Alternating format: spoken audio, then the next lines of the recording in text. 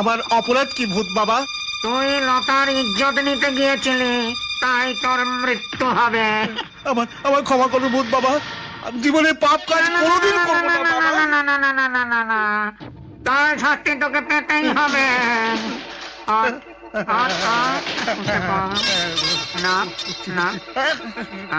ভেবেছি ঘরে যা, ঘুরেছি